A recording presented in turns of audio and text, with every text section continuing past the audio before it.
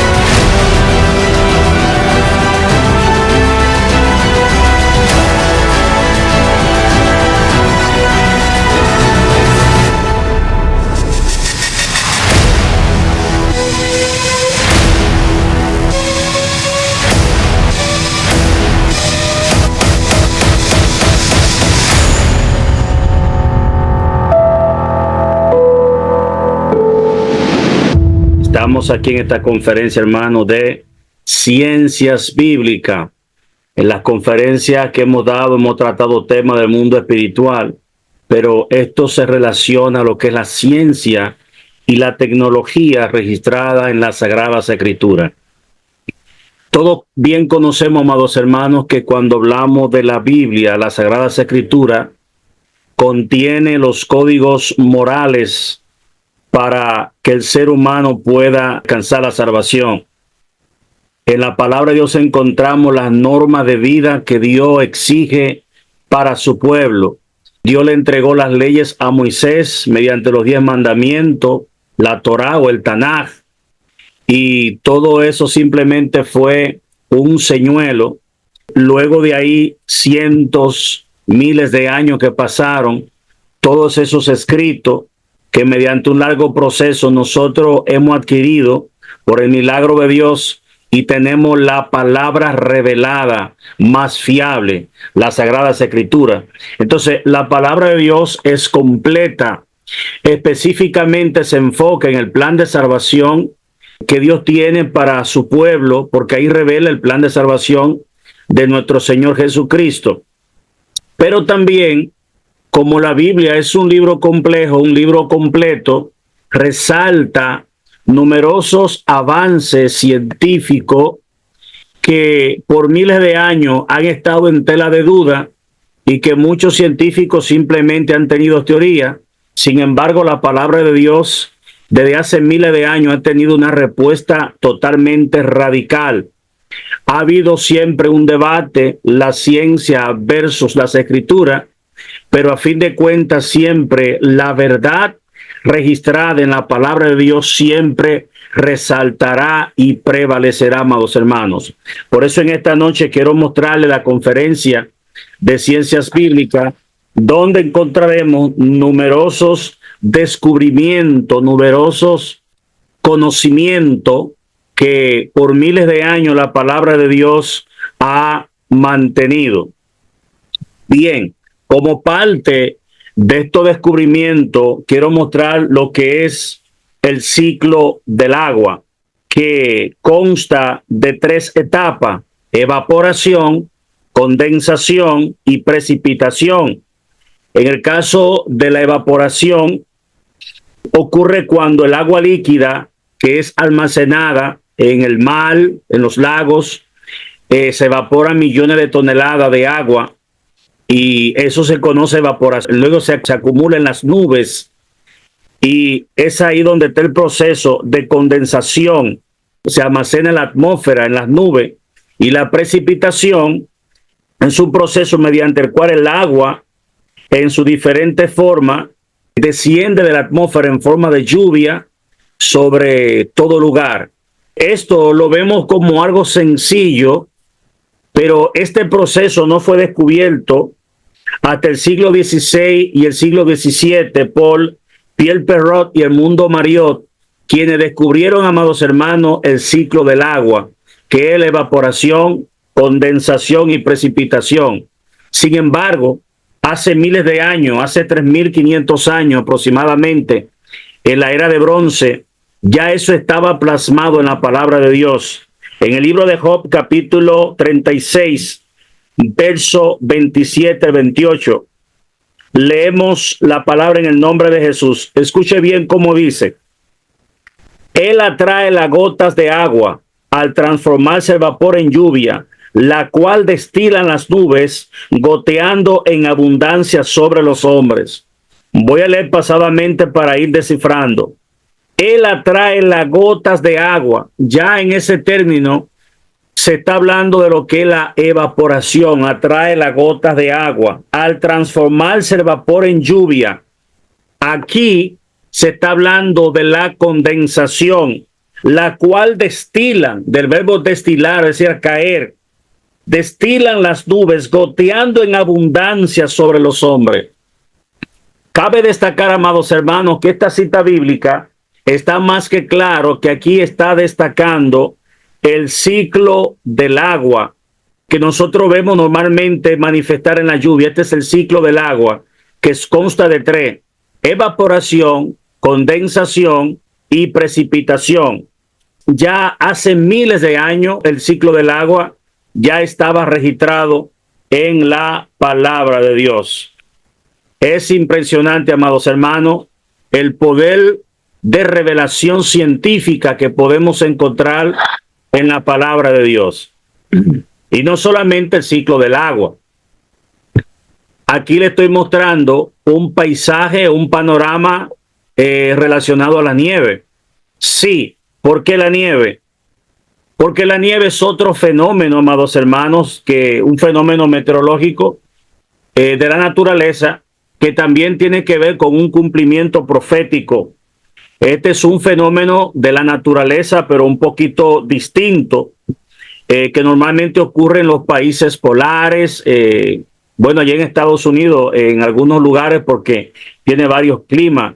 Es un tipo de precipitación que se forma partiendo de pequeños cristales de hielo.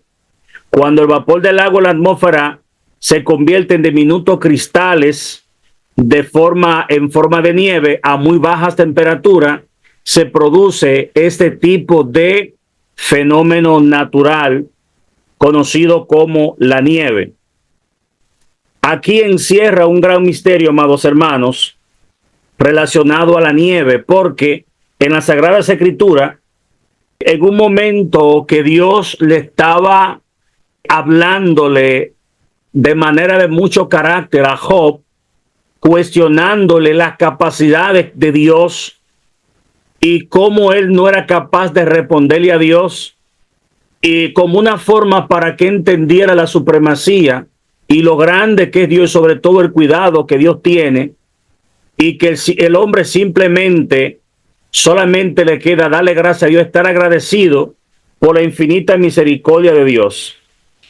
Hay una parte en las Escrituras donde Dios le habla a Job, entre tantas cosas que le habla: guiará tú la osa mayor con sus hijos, sacará tú el leviatán con anzuelo. Todas esas cosas le dice, ya finalizando capítulo 38, que al final Job solamente dice: de oída te había oído, mas ahora mis ojos te ven. En el capítulo 38, verso 22, Dios le dice a Job: ¿has entrado tú en los tesoros de la nieve? ¿Has entrado tú en los tesoros de la nieve? Y uno se preguntará, pero ¿habrá tesoros en la nieve? ¿A qué el Señor se estaba refiriendo con el término de tesoros en la nieve? No se está hablando específicamente de la nieve. Dice tesoros escondidos en la nieve. Y realmente sí, amados hermanos, existe un tesoro en la nieve conocido como los copos de nieve. Esto que usted está viendo aquí, amados hermanos, son especie de prisma de cristales microscópicos, completamente diminutos, visto en un microscopio, pero que se forman en la nieve, y sería como un tipo de tesoro, como una maravilla diminuta, y son tesoros de la nieve que se forman de diferentes patrones, sobre todo hexagonal. Lo que vemos los copos de la nieve es simplemente una simetría de perfecto diseño, porque Dios es un Dios de diseño, de arte, es un Dios de belleza, que representa la belleza, representa la grandeza de Dios. Y existen tantas cantidades, miles y miles y miles de trillones, es infinito. Y lo curioso es, amados hermanos, que ninguno de ellos se pueden parecer. Son diferentes. Dicho sea de paso, tienen diferentes nombres. Por ejemplo, tenemos el nombre de dendritas estelares, columnas, alfileres, placas, doble prismas, hexagonales.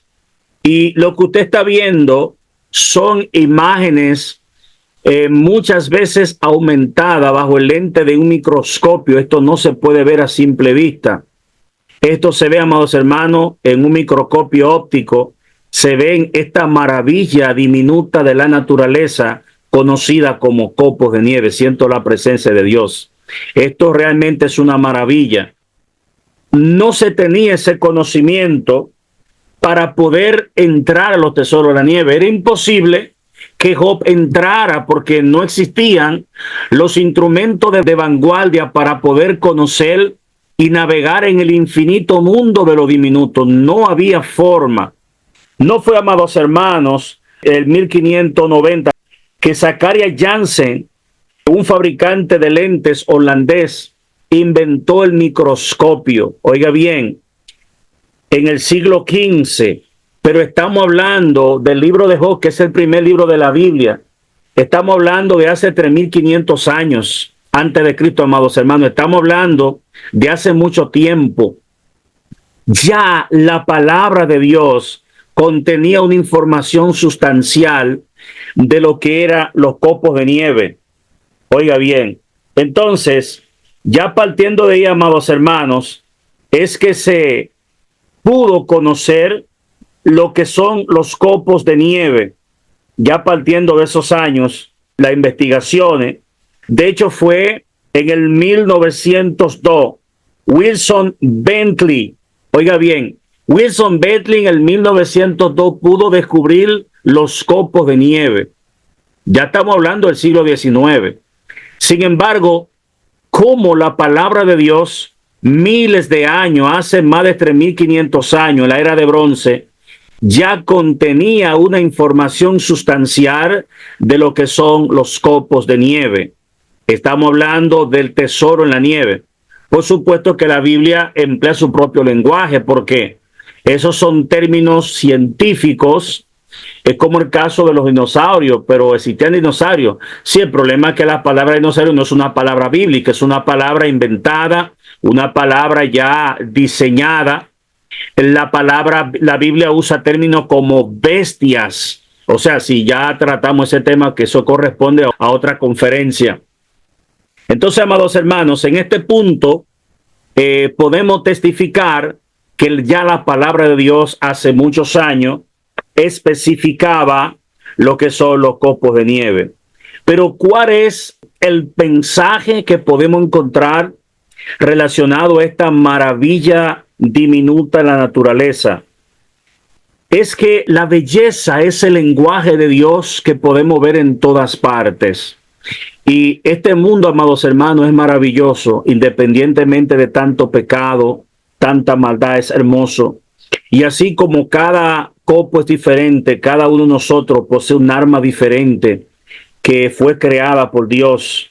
Y Dios ha dejado un legado en la belleza de la naturaleza como una maravilla, como si fuera una huella digital de la creación divina, de manera infinita, amados hermanos.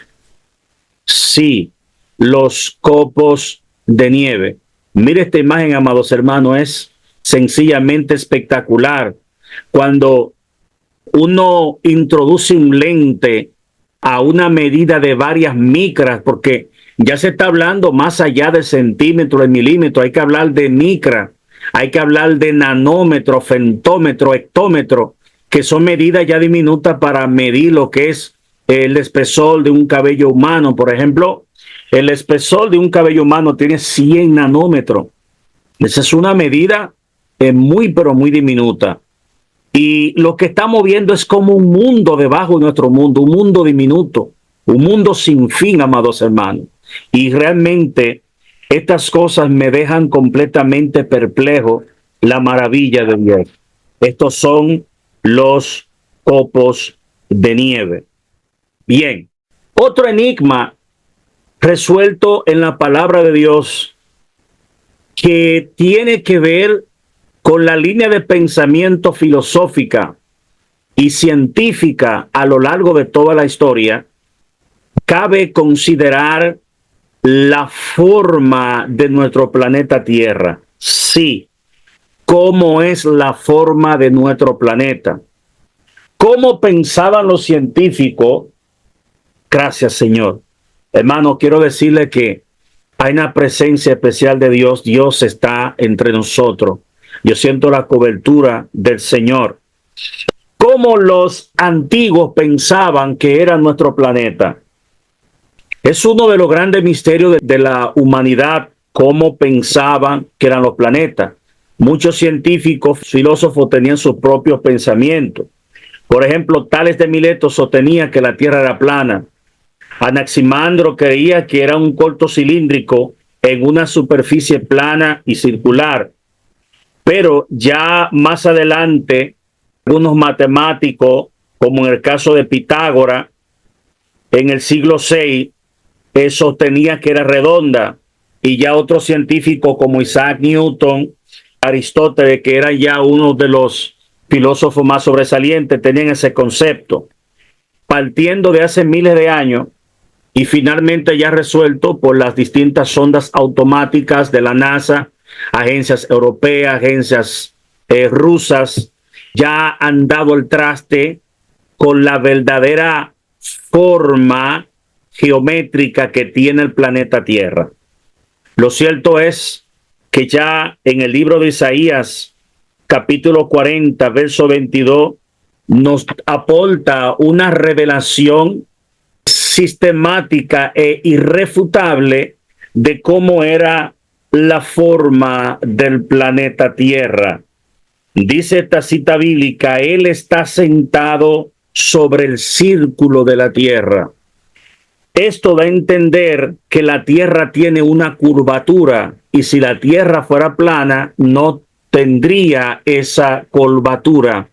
Eso da a entender, amados hermanos, que la tierra no es plana, la tierra es curva, la tierra es esférica, amados hermanos.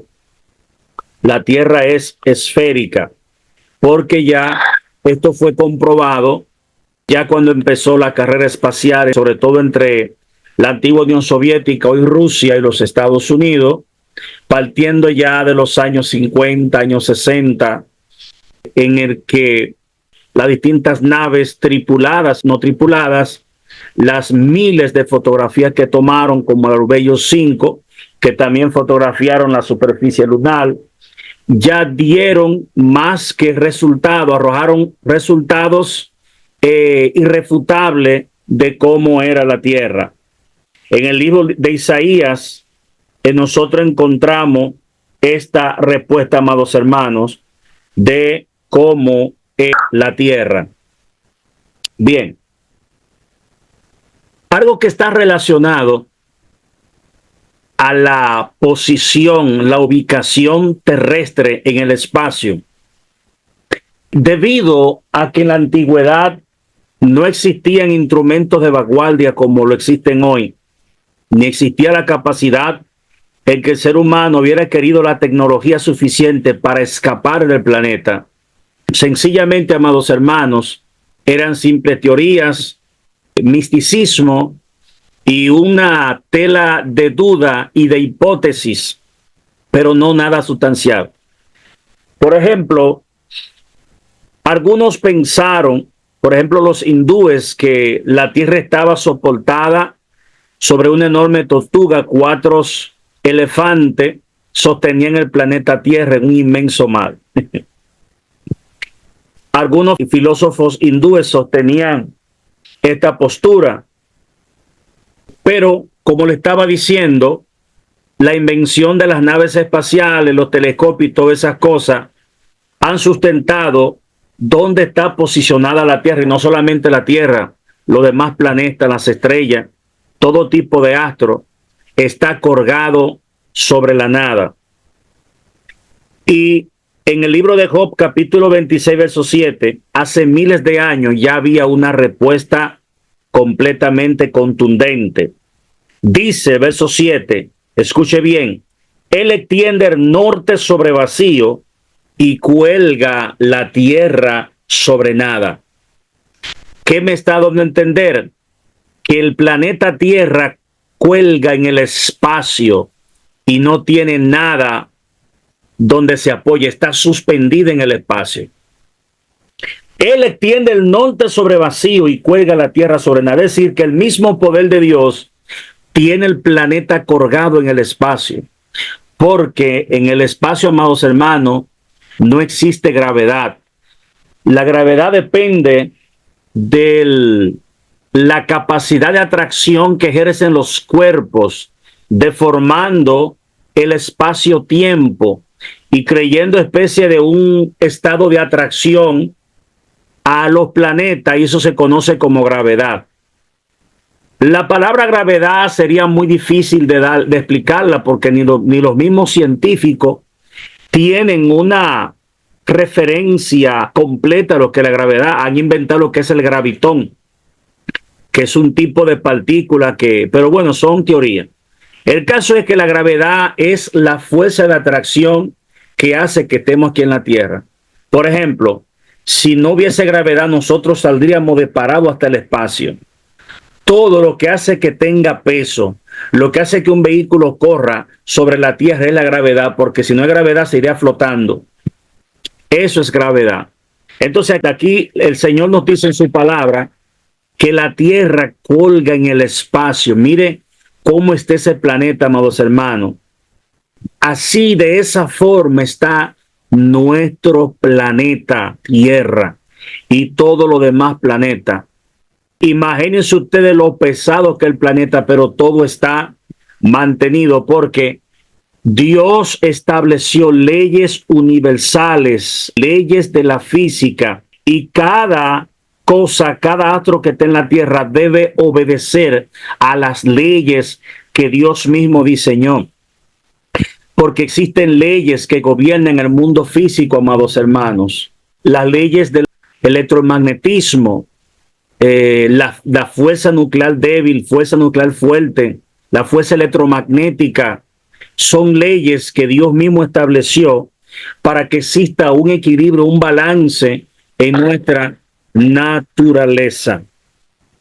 Hablando del planeta Tierra, aquí he mostrado una imagen que está bastante clara y todos ustedes saben a qué me estoy refiriendo, ya que eso emana del interior de la Tierra. Me refiero, amados hermanos, a lo que son los volcanes. Es una abertura o grieta de la corteza terrestre conectada a una cámara magmática del interior de la Tierra por un conducto o chimenea. Eso es como si fuera un respiradero de lo que está abajo. Una especie de chimenea donde sale lava, que es sencillamente roca derretida a miles de grados Celsius, muy caliente, acompañado por una mezcla de gases altamente tóxicos como el sulfuro de hidrógeno, ceniza y una serie de fluidos altamente calientes que emanan del interior de la Tierra. Eso es un volcán. En muchos países hay volcanes, existen volcanes en el mar, en los Estados Unidos, sobre todo en la zona del Mauna Loa, el Kilauea, estamos hablando allá de Hawái, es una zona sísmica porque es de muchos volcanes. Y en la zona de Wyoming, pues, donde está el parque Yellowstone, esto es una clara imagen de lo que son volcanes. El volcán nos da a entender lo que ocurre en el interior de la Tierra, como es el interior de la Tierra, fuego, porque bíblicamente nosotros conocemos que el infierno está debajo de la Tierra. En el libro de Job, dirían conferencistas, pero se menciona mucho el libro de Job, sí. Amados hermanos, el libro de Job es un libro científico y no hemos terminado, tenemos cita bíblica más impactante aún por mencionar en el libro de Job. Por cierto, en el capítulo 28, de verso 5, dice lo siguiente: de la tierra nace el pan y debajo de ella está como convertida en fuego.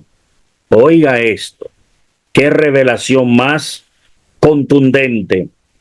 De la tierra nace el pan y debajo de ella está como convertida en fuego. Es una clara señal de la existencia de los volcanes, porque existe fuego. Pero esta cita bíblica tiene un trasfondo más profundo, no solamente revelando la existencia de los volcanes, porque la existencia de los volcanes está revelando algo más serio todavía. La existencia de los volcanes revela, amados hermanos, la existencia que los científicos tienen como el núcleo interno de la Tierra. En este corte transversal podemos ver el corazón del planeta Tierra. ¿Qué nos dice la Biblia en el libro de Mateo 12:40? Dijo Jesús: así que como Jonás estuvo 3 días y 3 noches en el vientre del gran pez, así estará el Hijo del Hombre en el corazón de la tierra 3 días y 3 noches, dando a entender de que esa es una de las citas bíblicas que destaca que Jesús descendió al infierno a hacer un trabajo específico, a predicar a los espíritus encarcelados, y también descendió para sacar a los suyos. Sacó de ese lugar lo que se conocía como el seno de Abraham y fue trasladado al tercer cielo. Sí, amados hermanos, pero ya ese es otro tema. Pero todos los que morían, profetas, todos iban al infierno, pero no el lugar de tormento, sino un lugar separado, conocido como el seno de Abraham, que Jesús lo especifica, donde habla de rico y Lázaro. Era un lugar de reposo, era un lugar de descanso para los justos. Profetas, hombres de Dios, mujeres de Dios de la antigüedad, iban a ese lugar antes de la manifestación de Jesucristo. Cuando Cristo murió, sacó ese lugar de ahí y lo llevó al tercer cielo. No había un plan de redención todavía para que el ser humano fuera a ese lugar. Ya después que Cristo murió, sí, toda persona que muere en Cristo va al paraíso celestial. Cuando el ladrón en la cruz le dice al Señor: acuérdate de mí cuando esté en tu reino, Jesús no le dijo: hoy estará conmigo en el seno de Abraham, hoy estará conmigo en el paraíso, porque ya fue cambiado ahí. Estamos hablando del núcleo interno de la tierra, amados hermanos, a unos 6.300 kilómetros. Óigame bien, la capacidad tecnológica actualmente ha hecho posible que han diseñado naves que puedan viajar a millones de kilómetros. De hecho, la Voyager 1 y Voyager 2 son los dos artefactos creados por el ser humano más distantes del planeta, creada como por el 75. Hermanos, esas naves están a más de 20.000, escuche bien, más de 20.000 millones de kilómetros. Han entrado en una zona del sistema solar, ya casi saliendo del sistema solar, muy fuera de toda esta zona, a una distancia muy extremada. Es fácil mandar nave al espacio, pero al interior de la Tierra es prácticamente imposible. Y la Tierra tiene diferentes capas. Tiene aquí lo que es la corteza. La mejor forma de comparar el planeta Tierra es como un huevo. A las cáscaras, la corteza, y lo de adentro es el núcleo. Son un promedio como de unos 75 kilómetros de espesor que forma lo que es la corteza terrestre. Entonces está el manto superior, manto interior, núcleo externo y núcleo interno. Los científicos dicen que es una esfera de níquel derretida a unos 6.000 grados Celsius, una temperatura más caliente que la superficie del Sol. Entonces esto va girando a gran velocidad, creando un campo magnético. Es como especie de un dínamo, que es lo que mueve las turbinas y crea un campo eléctrico de donde se alimentan las estaciones hidroeléctricas. Este inmenso campo magnético se refleja sobre todo en los polos. Y esto es lo que protege el planeta Tierra de la gran radiación solar que golpean constantemente el planeta. Si no hubiera sido por el campo magnético, nosotros no pudiéramos existir, porque los rayos cósmicos y la inmensa radiación solar nos cocinaríamos, amados hermanos. Oiga esto, el calor que está haciendo, yo no sé allá de ustedes, pero aquí en Dominicana está haciendo un calor terrible. Y aún así, con ese filtro, existe esa temperatura tan fuerte.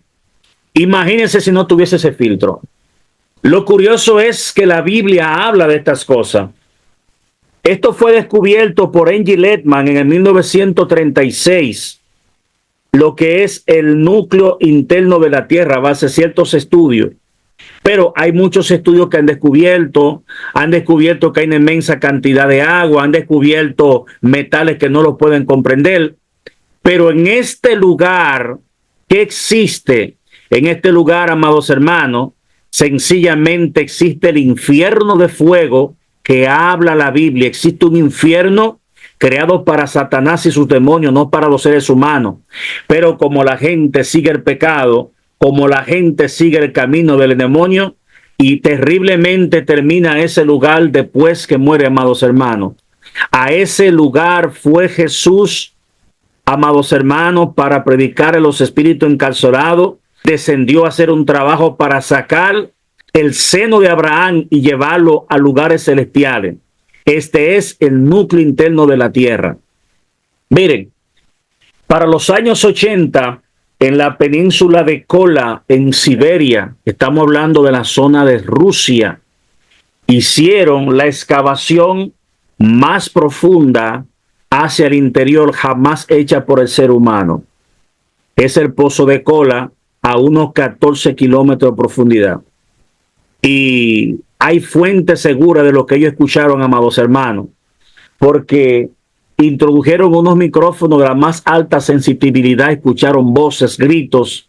Hay muchas versiones, mucho en contra, mucho a favor. Bueno, ellos cerraron el proyecto y salieron de ahí. Gente ateos que no creen en nadie. Dicen, no creemos en el cielo, pero por lo menos creemos que existe un infierno. Porque lo que escucharon fueron terribles. Eso está en YouTube, cualquiera que puede verlo. De lo que me llama la atención, que era un hoyo de 14 kilómetros. Al interior de la tierra es muy difícil excavar profundidades por la inmensa cantidad de presión que hay. Y porque mientras más profundo se excava, aumenta por cada X profundidad de metro cierta cantidad de grados centígrados. Es difícil, no existe metal diseñado por la ciencia que soporte esa temperatura. Es prácticamente imposible, no hay forma de llegar ahí, amados hermanos. Ese es un lugar inexplorable, pero en ese lugar entendemos que está el infierno por muchas revelaciones y porque está escrito en la palabra de Dios. Entonces, esta es una contundente profecía, amados hermanos.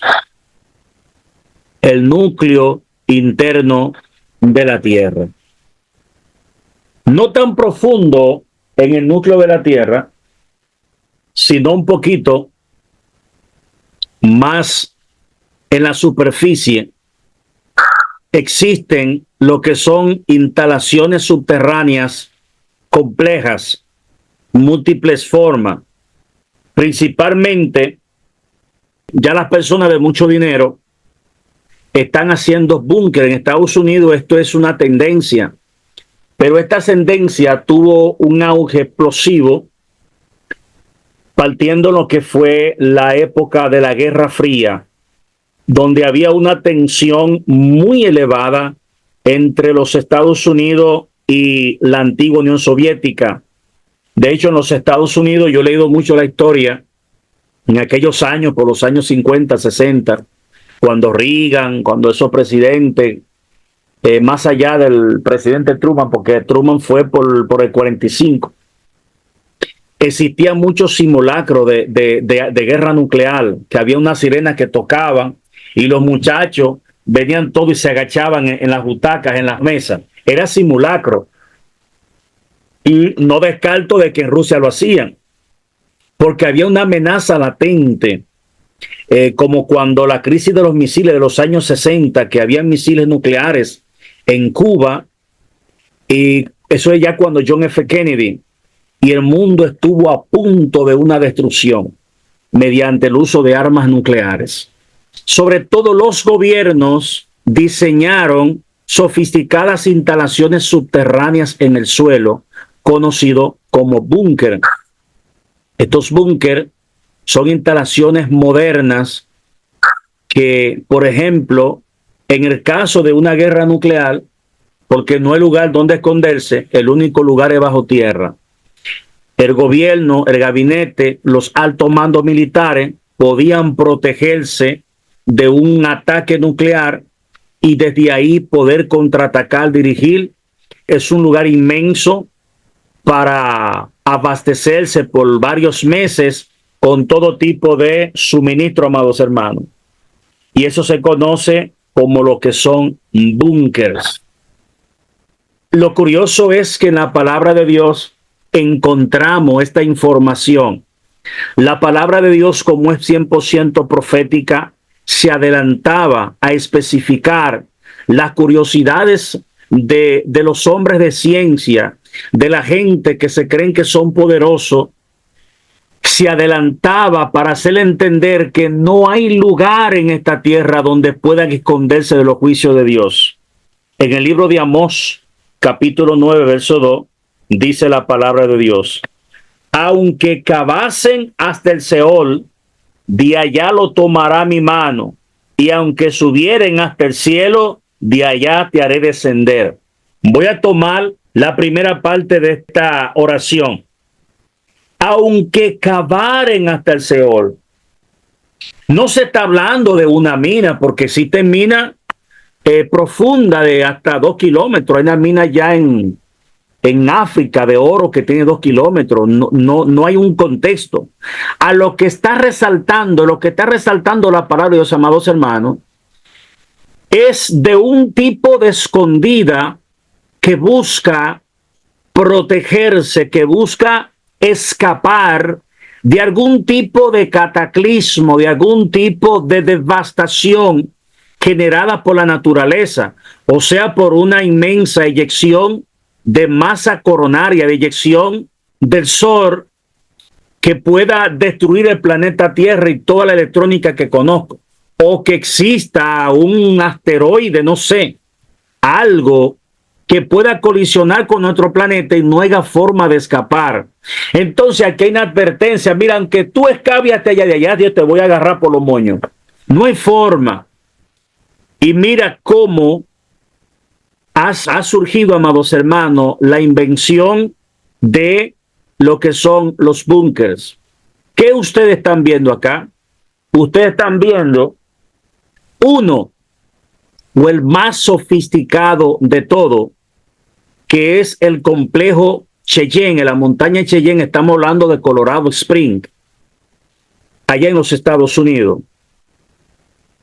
Hablo tanto de los Estados Unidos porque Estados Unidos fue el detonante de la segunda revolución industrial, por muchas razones, amados hermanos, y porque los Estados Unidos en la Segunda Guerra Mundial dio asilo a muchos científicos de los nazis y desarrollaron tantas cosas en los Estados Unidos. Entonces, en los Estados Unidos está lo que es el complejo Cheyenne. Esta es la entrada, y vemos esa montaña, eso es granito, y dentro está la entrada. Esto puede soportar un impacto nuclear directo, porque no estamos hablando de puertas cualquiera, son puertas acorazadas que pesan varias toneladas para soportar un impacto nuclear. Este es el complejo Cheyenne. Aquí usted ve un corredor que lleva a otros lugares, y en el interior eso es lo que usted encuentra. Este es el Comando de Defensa Aeroespacial de los Estados Unidos. Dentro, pero estas instalaciones modernas que ustedes ven militares, está, amados hermanos, a medio kilómetro de profundidad. Oiga esto, 500 metros sobre el interior de la Tierra, sobre la corteza terrestre. Imagínense usted la tecnología que se usó en esos años para acabar, para hacer algo, y sobre todo el nivel tecnológico que existe. Este lugar viene siendo como parte de la estrategia militar de los lugares más importantes para proteger los Estados Unidos. Comando de Defensa Aeroespacial de los Estados Unidos. En siendo una amenaza directa sobre este país, he detectado sobre este lugar, porque existen satélites en el espacio que 24 horas están espiando ese lugar. Esto está debajo de unas montañas, amados hermanos, con rocas de granito sólido. Y en este lugar encontramos estas instalaciones con esta tecnología de vanguardia. Esto se conoce como el NORAD. El NORAD, que está en la montaña Cheyenne. Cheyenne Mountain Complex significa complejo montaña Cheyenne. Funciona el NORAD. Esto es lo que se encuentra en el NORAD. Bendito sea el nombre de Dios.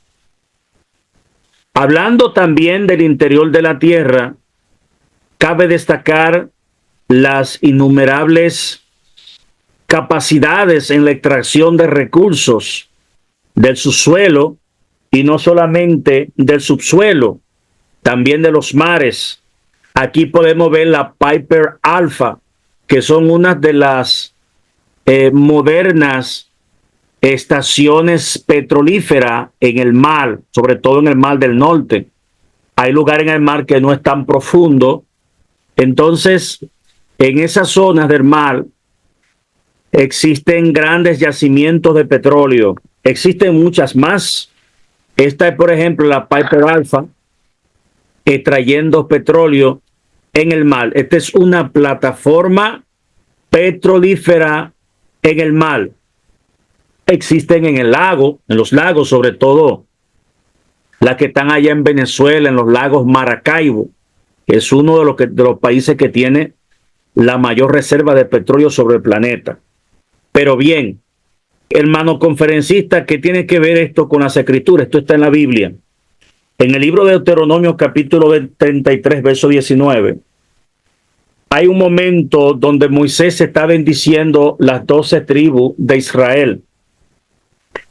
Y en el verso 19 se desata una revelación, porque hay que saber interpretar la Biblia y analizar el contexto histórico, analizar la gramática, analizar todas esas cosas, amados hermanos, para poder extraer un resultado a lo que se está hablando.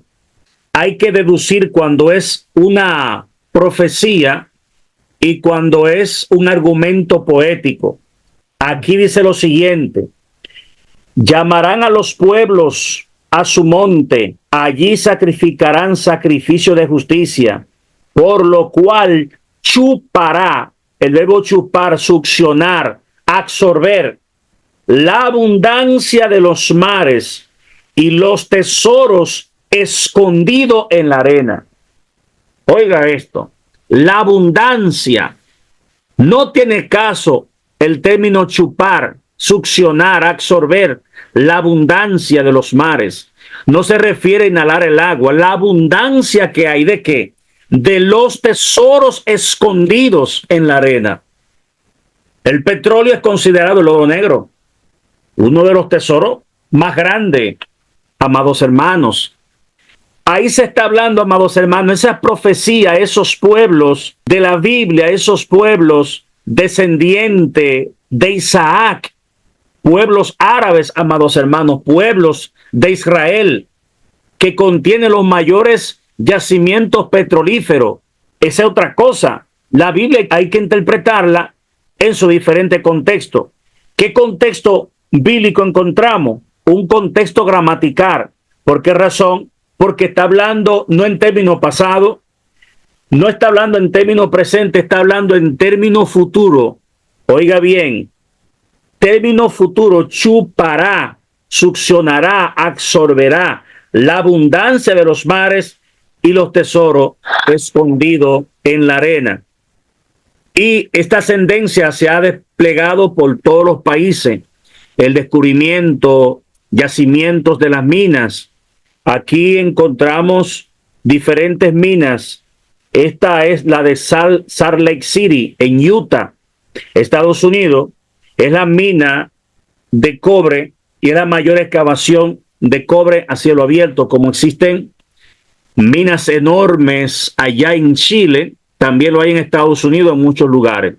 Este tipo de mina se conoce como mina a cielo abierto. Y existen otras minas. Esto que ustedes están viendo también se le llama como el ombligo del mundo. Esto está en Nizhny, en Rusia, y es la mina de diamante a cielo abierto más grande. Está a 525 metros de profundidad. Oiga bien, inmensas máquinas cavando llegan a ese lugar. Es decir, que cuando vemos las modernas excavaciones de la mina, amados hermanos, sencillamente encontramos un incuestionable descubrimiento científico. Bendecido sea el nombre de Dios. Existen muchos tipos de minas, esto solamente para ilustrar, puesto que no alcanzará la noche para mostrarles minas de oro a más de 1 kilómetro de profundidad. Bueno, pero es simplemente para ilustrar y corroborar con lo que está establecido en las Escrituras, porque esta conferencia es profética, es una conferencia que resalta lo que es el cumplimiento profético en las palabras de Dios, solo que, amados hermanos, en una manera de ciencia. Aquí tenemos el avión, sí, el milagro del siglo XXI. El mayor sistema de transporte a larga escala, el avión. Esto ha revolucionado, ha cambiado el mundo, no solamente en el transporte, sino también en el comercio, en todas las cosas. El avión es sencillamente una maravilla de la ingeniería moderna. Y el avión es un cumplimiento profético. La Biblia habla del avión, la Biblia habla de todo. Yo decía a ustedes, amados hermanos, que la Biblia es un libro científico, es un libro completo. Es tan así que los gobiernos, para juramentarse, que toman a la mano una Biblia y ponen su mano sobre la Biblia como un símbolo de juramento, porque es un marco de referencia, de moralidad, de seriedad, de algo veraz que requiere peso, y por cuanto lo que van a hacer tiene mucho peso, usan la Biblia como especie de un pretexto, pero a fin de cuentas la mayoría nunca cumplen. El avión es un cumplimiento profético. Vamos a leer donde nos habla del avión, pero el avión tiene mucha historia. Los hermanos Wright de los Estados Unidos a principios del año 1900 empezaron a volar el primer avión. Claro, no como hoy, eran vuelos que eran de 1 kilómetro menos, pero todo fue desarrollando, y ya lo que le dio más empuje a la creación del avión fue las guerras, sobre todo la Segunda Guerra Mundial, porque cada día se inventaba aviones más modernos para tener más ventaja del enemigo, más rápido. Entonces la tecnología militar ha sido lo que ha revolucionado la industria aviónica. En Habacuc capítulo 1, verso 8, pueden tomar esta cita como referencia, que nos hace analizar sobre este punto. Dice, sus caballos serán más ligeros que leopardo. El término caballo es un término, yo diría, para destacar lo que es el vehículo.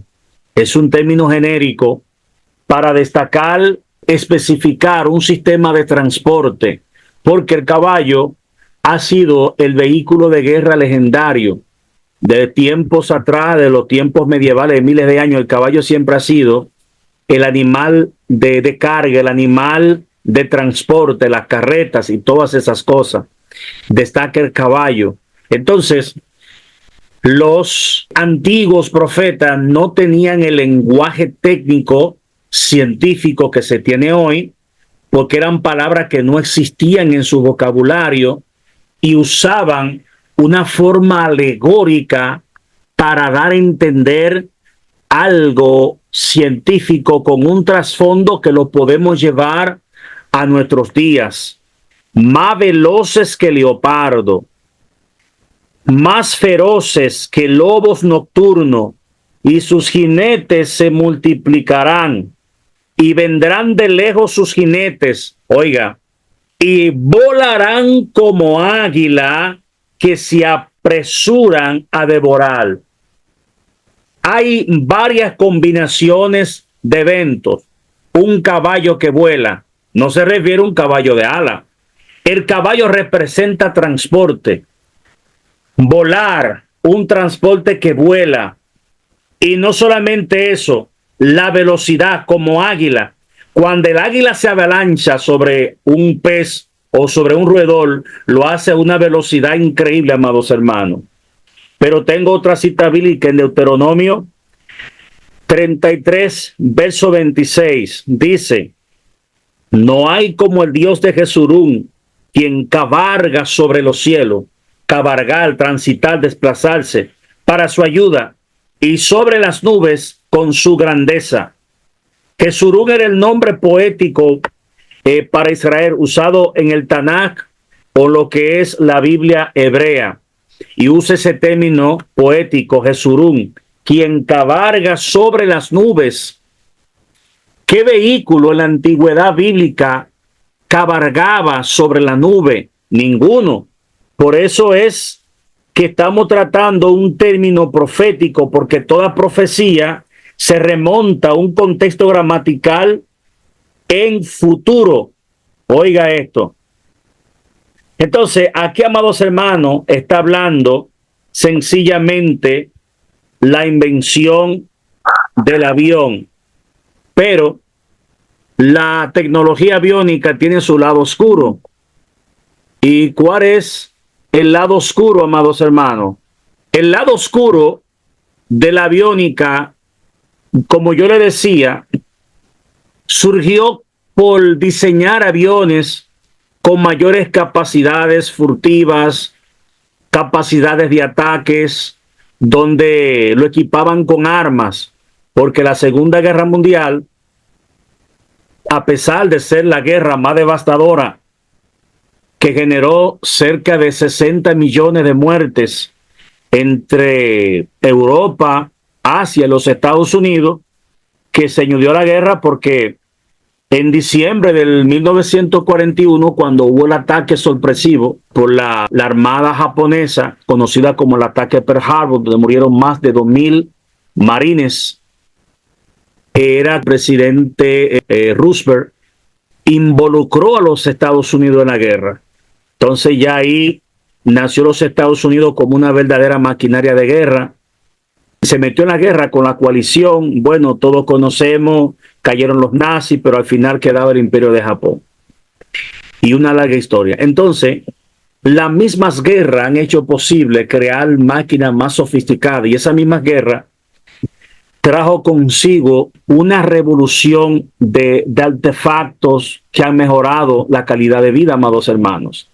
El lado oscuro es que el mismo avión que te lleva de un país a otro muy cómodo, ese mismo avión lo modifican, lo equipan con armas y hace trizas una ciudad.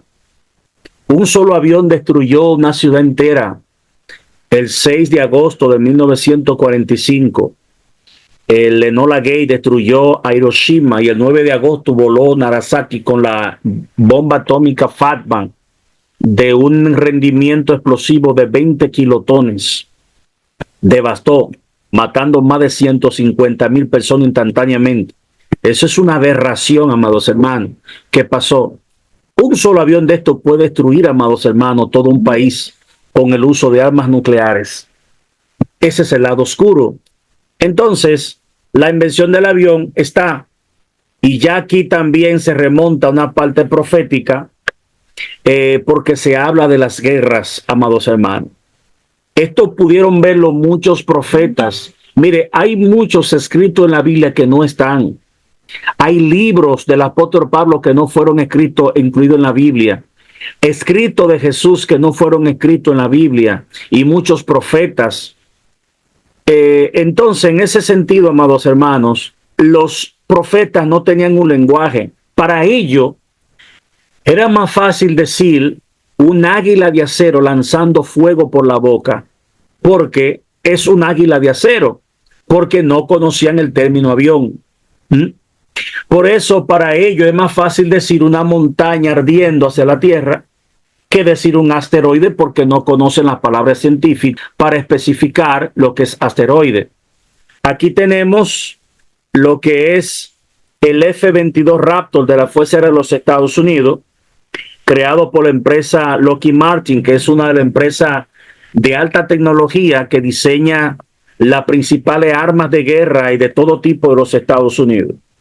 Este es un avión equipado con lo que es guerra electrónica y lo que es sigilo, y puede infiltrarse bajo líneas enemigas sin ser detectado prácticamente. Este tipo de avión monoplaza de superioridad aérea, Estados Unidos no lo vende en ningún país por la capacidad de este avión. Es una manera de cuidar su tecnología. Entonces, este es un ejemplo del F-22 Raptor. Y este avión, conocido como el Ave Negra, este es el antiguo SR-71 Black Bear, un avión hecho completamente de titanio. Este era un avión espía que podía volar a Mach 3, estamos hablando de 3.500 kilómetros, aunque el Black Bear SR-71 volaba a unos 3.429 kilómetros, creo. Este avión volaba a 81.000 pies de altura, amados hermanos. Este avión volaba tan rápido que ningún cohete, ningún misil de esa época lo podía alcanzar. Fue creado por allá por los años 60, ya fue sacado en los años 90, fue retirado de la Fuerza de Estados Unidos. Ya hoy en día están creando el sucesor, que es el SR-72, que lo va a superar. Entonces, estas enormes máquinas que han ido evolucionando, todo esto, amados hermanos, simplemente son cumplimiento profético. Aquí tenemos otro tipo de aviones como el B-2 Spirit, es el avión más caro. Un avión de estos cuesta casi $1.000 millones, es una barbaridad, porque por las capacidades, es un avión que es completamente indetectable por radar. Y estos aviones pueden portar armas nucleares, como el caso de la B-83, que es la única arma nuclear de caída libre que posee Estados Unidos, y la más poderosa de este tipo, con 1.2 megatones de poder destructivo. Es decir, que un arma que porta un avión de esto es 75 veces más poderosa que la que destruyó Hiroshima. Eso es una barbaridad, un arma de pesadilla. Entonces, todos estos aviones, amados hermanos, es simplemente la tecnología militar llegando hasta un extremo. Este es el Predator, pero estos aviones son completamente no tripulados, conducidos por control remoto, con unas capacidades increíbles que puede detectar en todo tipo de entorno climático, con cámara térmica, y completamente destruir. Estos son aviones no tripulados que pueden meterse en un país controlado en una consola digital. Eso es una barbaridad hasta dónde ha llegado la tecnología. Aquí estamos presentando la NASA. Sí, amados hermanos, la NASA, la Administración Nacional de Aeronáutica y del Espacio de los Estados Unidos, NASA. Fue creada por el presidente Eisenhower en el 1938, de hecho el 29 de abril de 1938. Aquí está la NASA. Y la NASA, hasta la fecha, es la institución más avanzada, más sofisticada, concerniente al estudio del espacio, todo lo relacionado al estudio del universo. Este es uno de los lugares donde más neuronas se queman en cuanto al estudio científico. Esta gente son genios, hay que sacarle su moro aparte. La NASA. Y la NASA ha sido responsable de grandes inventos. Esto es el interior de las NASA. Y son de los lugares más protegidos, más inaccesible, que no todo el mundo, incluyendo no todos los norteamericanos, tienen la oportunidad de visitar ese lugar. bueno, ya hay lugares que hacen tour, pero hay lugares completamente secretos. Este lugar es un lugar muy sofisticado. La NASA, amados hermanos, ha sido la responsable de diseñar inmensas naves que pueden escapar del planeta Tierra. ¿Qué le dio impulso a la NASA? Cuando cayó la Alemania nazi, los norteamericanos de esos tiempos, los gobiernos, los presidentes, esa gente pensaron con la cabeza. No piensen ustedes que ellos mataron a los científicos nazis. No, le dieron asilo en los Estados Unidos y nació lo que se conoce como el proyecto Paperclip. El proyecto Paperclip es un proyecto ultra secreto donde los mejores científicos nazis empezaron a desarrollar en los Estados Unidos lo que no terminaron de hacer en la Alemania nazi. Había muchos de ellos. Antes de eso, este gran científico llamado Albert Einstein, que todos han escuchado, era también alemán de descendencia judía. Nikola de Tesla, creo que a los lados de Serbia, pero ya Nikola de Tesla, estamos hablando por los años 1800, cuando Thomas Edison y esas cosas. Pero más reciente, Albert Einstein, amados hermanos, comenzaron ya a usar cosas, a desarrollar conocimiento en los Estados Unidos. Pero entre esos científicos que emigraron de la Alemania nazi a Estados Unidos, estaba la mente maestra conocida como Wernher von Braun, que fue quien diseñó el cohete A-10, el primer misil ICBM, que bombardeaba todas las ciudades de Londres en la Segunda Guerra Mundial. Y este hombre fue la mente maestra para crear los primeros cohetes y naves espaciales que llegaron a la Luna. Wernher von Braun, oiga bien, poseía un conocimiento increíble. Y eso fue de generación en generación y fue la piedra angular para que Estados Unidos y la NASA desarrollasen todos esos sistemas avanzados de naves, amados hermanos, que no todo el mundo, muy pocas personas civiles tienen la oportunidad de ver aún en los Estados Unidos. Oiga esto, entonces, esto es increíble. Y partiendo de ahí, a medida que la tecnología espacial avanzaba, crearon lo que en este caso el Skylab, que fue la primera plataforma en el espacio por los Estados Unidos. Estamos hablando ya de la carrera espacial, estamos hablando también de la Mir rusa y sobre todo la más sofisticada de toda hasta la fecha, que es la Estación Internacional. Lo que ustedes están viendo es una instalación en el espacio. Esto se conoce como la órbita terrestre baja. ¿A cuánto kilómetros de altitud está? A unos 400 kilómetros sobre el planeta Tierra. Y se mantiene a una altura específica en lo que se llama una órbita. Ni puede bajar, porque si baja, pobre de la ciudad donde caiga eso, porque eso tiene un tamaño inmenso. Y ni sube, porque si sube se pierde en el espacio, se mantiene en esa órbita. Esto da la vuelta al planeta varias veces al día. Esto tiene un costo, amados hermanos, que eso sería una pena hablar del dinero que se gastó ahí, habiendo tantas necesidades, pero bueno, los científicos son así. Aquí esto está creado por tanto los norteamericanos, hay científicos europeos, científicos rusos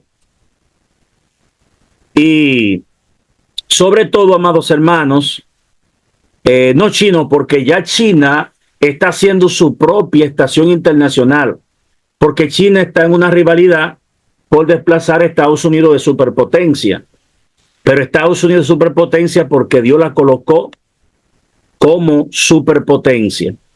Entonces, ¿por qué estoy presentando esto, amados hermanos? Porque esto es un incuestionable cumplimiento profético, amados hermanos. Cuando estamos viendo un astronauta en el espacio, cuando vemos un astronauta en el espacio, amados hermanos, nosotros estamos viendo un cumplimiento profético. En el libro de Job, capítulo 28, yo quiero que ustedes escuchen cuidadosamente esta cita. Si pueden anotarla, la anotan. Y vamos a descodificarla para extraer un resultado a la luz de la realidad científica de estos tiempos. Escuche con cuidado. Abren minas lejos de lo habitado, en lugares olvidados donde el pie no pasa, son suspendidos y balanceados lejos de los demás hombres. Vámonos por parte. Abren minas lejos de lo habitado. El término mina se refiere a estudios de investigación, laboratorio, lugares donde se estudia y se analiza la ciencia. Se llaman minas. Oiga bien. Y en la Estación Internacional se investiga de todo. Ahí se investiga bacterias, amados hermanos, que no pueden venir a la Tierra por el peligro que representa. Mira, han habido datos, informaciones, hallazgos que no están ni siquiera en las redes, ocultas, que lo mantienen los gobiernos. Pero eso es algo completamente inédito, pero muy realista, amados hermanos. En la Estación Internacional es un laboratorio en el espacio donde se investiga y se hacen cosas que usted ni se imagina, amados hermanos, pero que están ocurriendo. Abren minas lejos de lo habitado. ¿Qué es lo habitado? Lo que está debajo. ¿Y qué está debajo? El gran planeta azul donde todos nosotros vivimos. Es decir, abren laboratorio lejos del planeta Tierra, lejos de lo habitado, pero no termina ahí. En lugares olvidados, donde el pie no pasa, donde ningún humano se remonta por ese lugar. Ahora atiendan, son suspendidos. ¿Cómo está ese astronauta? ¿Está levitando, amados hermanos? No está suspendido en el espacio. Of course. Claro que está suspendido, flotando. Oiga bien. Y balanceados lejos de los demás hombres. Ay, ay, ay, ay, ay. Está hablando, amados hermanos, inequívocamente de la carrera espacial. Está hablando del transporte fuera del espacio, de la caminata, amados hermanos, en el espacio, donde esos científicos astronautas con unos nervios de acero, porque no se está hablando de un entrenamiento militar, esto es otro nivel. El que una persona tenga la capacidad, los nervios, el coraje, las agallas de salir fuera del planeta, amados hermanos, lejos de los demás hombres, amados hermanos, está completamente claro. En el espacio, bueno, ustedes escucharon cuando el Hubble, pero en una ocasión había que cambiarle el lente y no podían bajarlo a la Tierra.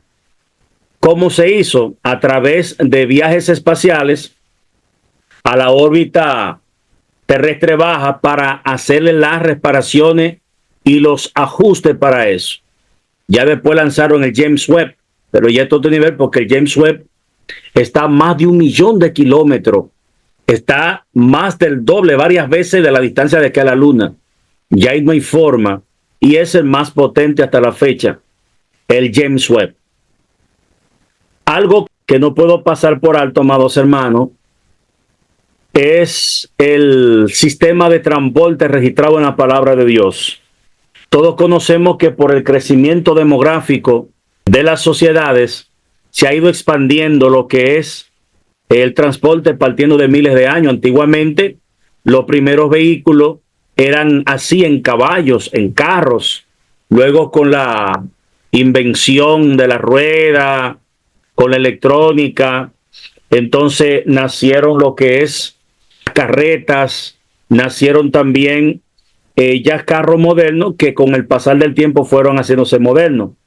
Hasta que el día de hoy existen diferentes sistemas de transporte, no solamente buses, carros, existen trenes y muchos aviones. En el libro de Nahum, capítulo 2, verso 4, nos dice: los carros se precipitarán a las plazas con estruendo. Los carros con estruendo. Eso destaca un matiz más allá de lo que puede hacer un caballo, con estruendo, con ímpetu, con potencia, ¿verdad? Dice, rodarán, es porque tiene rueda, por las calles. Sus aspectos es como antorcha encendida, correrán como relámpago. Aleluya. Antorcha encendida. Cuando usted ve un vehículo, una patana, un tráiler, un Mack de esos camiones en una autopista lanzando humo, hace alusión a una antorcha, porque la antorcha, ¿qué hace? Bota humo. No hay espacio para pensar en que se refería a un tipo de transporte. Voy a mostrar una imagen, pero espero que no se me rían. No se trataría, no haría alusión a algo como esto. No se rían, hermano. Imagínense, de ninguna manera esto coincide. Bueno, aquí le presento un burro con un mofle. Yo no sé si tiene marbete, pero tiene direccional y esas cosas. No, amados hermanos. Se está hablando a otro sistema de transporte. Algunos eruditos afirman a los modernos carros de guerra, los combates, los famosos tanques de guerra, porque ruedan con estruendo, y cuando lanzan esos cañonazos es como si fuera antorcha, porque los que tenían esa visión, los profetas menores o mayores, no tenían el conocimiento científico para calificar un lenguaje que se ajuste a los tiempos modernos. No lo tenían. Pero en ese punto se asemeja mucho a lo que es el caso de una antorcha encendida con el ímpetu que genera un cañonazo o el humo de un vehículo. Porque existen los tanques de guerra y estos ruedan como relámpago. Cuando habla, amados hermanos, como relámpago, está destacando velocidad, rapidez con lo que los vehículos se desplazan. Hay autopistas de alta velocidad. Oiga bien, dice, se precipitarán a las plazas.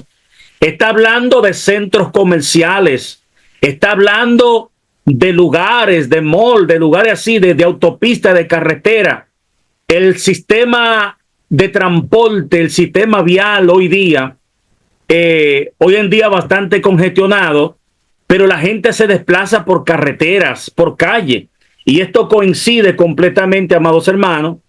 Hoy en día las modernas autopistas, creo que este está en Los Ángeles, y ya en ciudades enormes que no se llaman metrópolis, se llaman megápolis, usan unos modernos sistemas viales para poder descongestionar, como esto que estamos viendo aquí. Esto es increíble, amados hermanos. Este está en China, porque la demanda es tan grande que tienen que hacer esto que parece como una montaña rusa. Esto es espectacular. Entonces, bueno, estas son de la guagua que van desde Higüey, donde yo vivo, hasta Santo Domingo, de APRA. Son guaguas brasileñas, hechas en Brasil. Y estos son los modernos sistemas de transporte que te llevan a las plazas. No especifica el tipo, no especifica el tipo de transporte, pero hay una eminente profecía aquí, porque ese es el término que siempre encontramos, una constante en la gramática. Es que si hablara en término pasado, bueno, eso ya pasó. O si habla, se precipitan. No, se precipitarán. ¿Qué significa precipitarse? Avanzar. Significa recorrer, desplazarse, impulsarse. Todos estos términos, como en todas las ciudades, existen buses interurbanos que van de un lugar a otro, a la ciudad en los Estados Unidos. Hay buses que llevan de un estado a otro, como lo hacen los aviones. Entonces, lo que estamos viendo, vemos cómo los buses se desplazan por las ciudades, a las plazas, cerca del mall, a los lugares, a las paradas, y la gente va en los taxis. Eso es lo que estamos viendo, este cumplimiento profético. Pero hoy en día la tecnología ha creado diferentes tipos de medios de transporte, amados hermanos. Ya no se basa simplemente a buses. Aquí tenemos el maglev.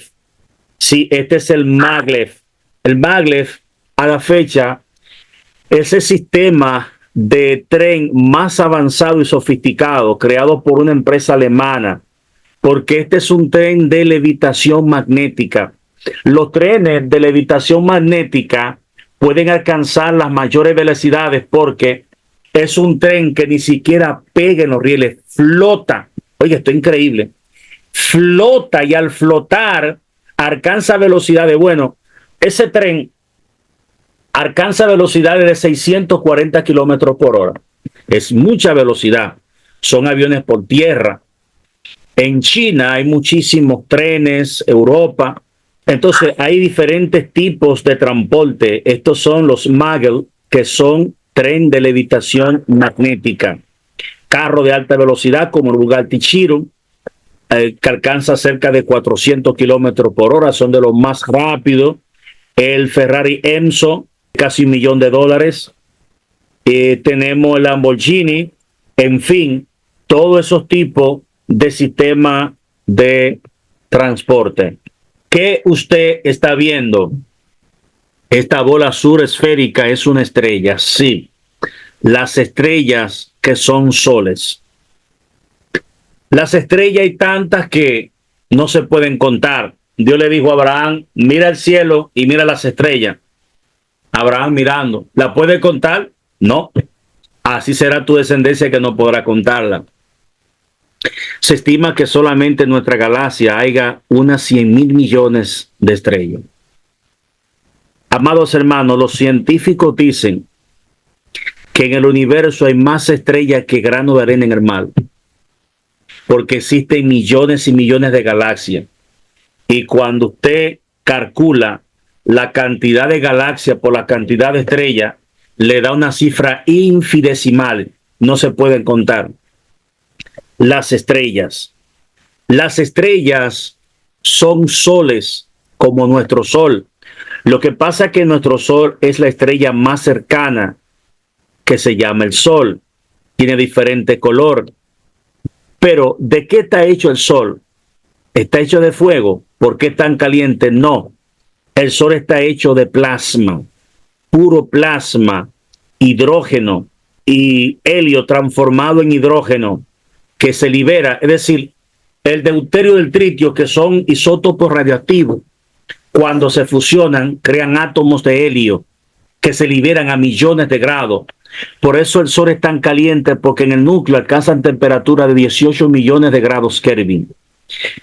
En ese punto es muy caliente, pero el sol es frío en comparación a otras estrellas. Los colores de las estrellas representan los grados de temperatura. Las estrellas más calientes son azules. Oiga bien, que alcanzan temperatura de 500 millones de grados centígrados. Eso es demasiado caliente. Y hay estrellas rojas, supergigantes rojas. Vemos que el Sol es grande, 1.300.000 veces más grande que la Tierra. Hay estrellas que son millones de veces más grandes que el Sol. Eso es terrible. Descubierto por esos modernos telescopios, tienen diferentes estrellas amarillas. ¿Por qué muestro estrellas? Porque la Biblia nos menciona en el libro de Primera de Corintios, capítulo 15, verso 41. Oiga lo que dice. Una es la gloria del sol, otra la gloria de la luna y otra la gloria de las estrellas. Pues cada estrella es diferente en gloria. Oiga, cada estrella es diferente en gloria, en aspecto. Pero ¿cuándo fue esto, amados hermanos? Bueno, obviamente en el Nuevo Testamento, pero estamos hablando cerca de 2000 años, porque ya hay que hablar más reciente, donde no existían telescopios para ver las estrellas. ¿De dónde vino ese conocimiento del apóstol Pablo, amados hermanos? Y realmente hace tantos años, mucho antes de que Galileo Galilei descubriera el primer telescopio y descubrieran otros telescopios más avanzados y pudieran ver la forma de las estrellas, ya estaba en la palabra de Dios, pero no usa el término color en gloria, en dimensión, en tamaño, en forma. Es una clara idea, amados hermanos, de los colores de las estrellas. Quiero tocar el tema de la sangre, donde está el ADN. Sí, lo que usted está viendo en este dibujo es la sangre. Tomemos como ejemplo una gota de sangre. La sangre la vemos roja. ¿Por qué la sangre tiene el color rojo? Debido a la presencia de los glóbulos rojos, que tienen esa manera, así como disco en forma hueco. Esa es la forma correcta para llevar oxígeno. Los glóbulos rojos están en toda parte y llevan oxígeno a la sangre. En la sangre está la vida, amados hermanos. Y hay otro término más profundo. El alma está escondida en toda la sangre. Porque la Biblia dice en Levítico 17:11 que la vida está en la sangre, amados hermanos. La vida está en la sangre. Y si usted analiza en el hebreo antiguo, vida se traduce como nefesh. Nefesh es alma en hebreo. Y en latín es psique. En latín, en hebreo es nefesh. Sangre está compuesto por glóbulos blancos, que eso es lo que representa la defensa a nuestro cuerpo, lo que es la plaqueta que hace que la sangre se coagule en caso de una herida, y el plasma sanguíneo, que es la parte líquida de la sangre. Dentro de la sangre se encuentra un gran misterio, amados hermanos, conocido como el ADN. Lo que usted está viendo es visto en un microscopio electrónico, el infinito mundo de una célula que está en la sangre. Y miren cómo esas proteínas van desplazándose de un lugar a otro. En eso que usted está viendo aquí, amados hermanos, está el núcleo de la célula, donde se encuentra lo que es el ADN. Estos son los cromosomas. Los cromosomas en forma de X o forma de Y es donde está el ADN. ¿Y qué es el ADN, amados hermanos? El ADN es el mayor almacenamiento de información que existe, el cual se encuentra en nuestra célula. Estos son los bancos de creación del cuerpo humano. El ADN viene siendo el laboratorio donde es construido a una escala nanoscópica el cuerpo humano, desde lo más pequeño y donde se planifica, donde está el ADN es lo que proporciona las instrucciones para crear un ser humano perfecto. ¿De dónde viene esa planificación? ¿De dónde viene ese conocimiento? ¿Cómo el ADN sabe dónde va la cabeza, dónde van los ojos, dónde van los órganos? Hermano, eso es terrible. No puede ser coincidencia. ¿Quién insertó ese software biológico al ADN para que sepa crear el ser humano como está, amados hermanos. La Biblia no habla del ADN. En el libro de Hechos, capítulo 17, nos habla de lo que es el ADN. El libro de Hechos, capítulo 17, nos da una abundante explicación, verso 26, de lo que es el ADN, amados hermanos, en la sangre. Y esta palabra la dijo el mismo apóstol Pablo. Nos dice en el nombre de Jesús, del verso 26, dice, y de una sangre, escuche esto, y de una sangre ha hecho todo el linaje de los hombres para que la habitasen sobre toda la faz de la tierra, y les ha prefijado el orden de los tiempos y los límites de su habitación. De una sangre ha hecho todo el linaje de los hombres. Oiga esto, de una sangre, linaje. Está hablando, amados hermanos, de línea genética, de estirpe genética, línea sanguínea. Y esa capacidad hereditaria se encuentra excluida, oculta en la sangre mediante el ADN, que en estas cadenas existen esto en forma de una escalera retorcida, y esto es el ADN, amados hermanos. El ADN tiene un misterio y la razón por qué nosotros como humanos envejecemos.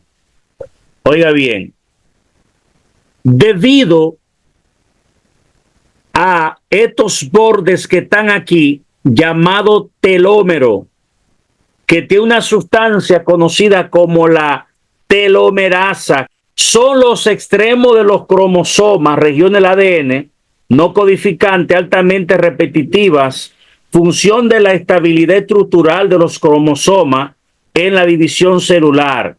Entonces, aquí le voy a explicar por qué razón la gente envejece. Porque en el Génesis Dios le dijo, no contenderá mi espíritu con el hombre porque carne, serán sus días 120 años. ¿Por qué envejecemos?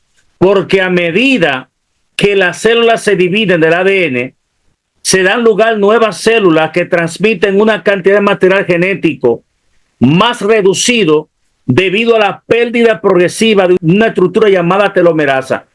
El ADN constantemente hace división. ¿Por qué razón? Porque es lo que constantemente va creando la vida. ¿Por qué usted va echando cabello constantemente y se mantiene? Porque trabajan creando más cabello, más cabello, más cabello, uñas, porque eso es el laboratorio del cuerpo humano. Cada vez que se dividen, esa sustancia, amados hermanos, va perdiendo los bordes de los extremos, va perdiendo esa sustancia. Entonces, la siguiente copia no es como la primera, porque va perdiendo esa sustancia y por ende se va desgastando. ¿Qué pasó aquí? Ahí está la ley de la muerte, de que todos mueren por causa del pecado. Yo me imagino que cuando el hombre estaba en el huerto, el ADN no tenía esta condición, de modo que el cuerpo, porque el cuerpo humano fue creado para ser inmortal, pero por causa del pecado vino este fallo en la genética, porque el pecado trajo un fallo. Por esa razón que con los años ya el cabello es blanco, va cambiando, porque ya se va perdiendo material genético, ya la persona va mostrando arruga, porque las células piel no son la misma, y eso crea como una especie de efecto dominó en que se transmite a todo el cuerpo. Dice, cuando los telómeros se acortan por debido a una longitud mínima, las células interrumpen su ciclo celular y dejan de regenerar los tejidos, produciéndose así el envejecimiento de todo el organismo. Por esa razón es que nosotros envejecemos, amados hermanos.